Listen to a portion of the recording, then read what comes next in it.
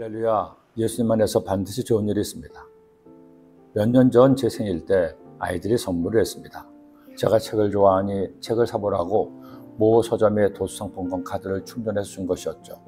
평소에도 온라인이 아닌 오프라인 서점에 가서 책을 골라 사는 것이 큰 즐거움이었던 터에 아이들이 준 카드는 저를 즐겁게 하는 선물이었습니다.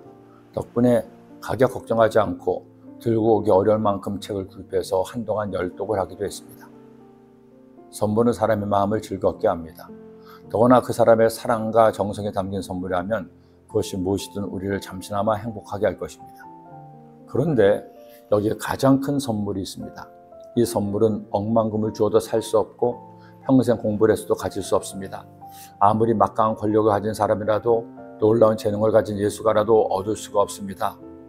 그러나 우리는 모두 이미 받은 선물입니다. 어떤 선물인가요? 구원이라는 선물입니다. 하나님께서 세계 모든 민족 중에서 이스라엘 민족을 택하시고 그들에게 율법을 주셨습니다. 그 율법으로 이스라엘과 하나님은 언약을 맺었습니다. 하나님의 법대로 살면 복을 주시고 법대로 살지 않으면 징계와 심판이 있을 것임을 약속한 겁니다. 그런데 이스라엘 민족은 하나님과 약속을 지키지 않았습니다.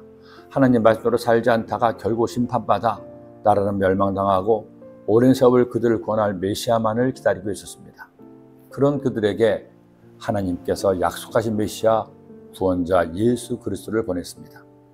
그러나 예수님은 그들의 생각대로 이스라엘의 구원자만으로 오신 것이 아니었습니다.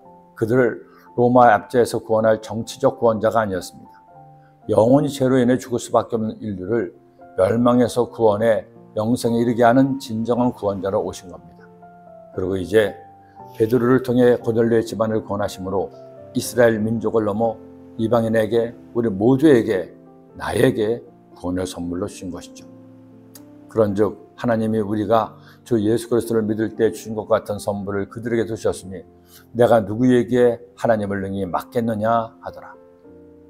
여러분, 우리가 구원받아 하나님의 자녀가 된 것은 내가 노력해서 얻은 것이 아닙니다. 나의 수고와 노력으로 받은 것은 선물이 아니죠. 받아야 될 싹시오 대가입니다. 그런데 예수님의 죽으심과 부활하심으로 우리는 예수님을 믿기만 하면 하나님의 은혜로 구원의 선물을 받게 되었으니 얼마나 감사한 일입니까? 예수님께서 당신의 생명으로 값을 지불하시고 주신 이 구원의 선물을 나에게도 주셨으니 우리가 내가 할 일은 오직 한 가지, 주님께 감사한 것뿐입니다. 살면서 힘든 때도 있고 실패하고 병들어 고통을 당하기도 합니다. 그러나 성도 여러분, 우리는 이미 가장 귀한 선물, 구원의 선물을 받았습니다. 그러니 오늘도 내일도 매일매일을 감사로 시작하고 감사로 잠들지 않겠습니까? 주님이 당신을 구원하셨습니다. 기도드립니다.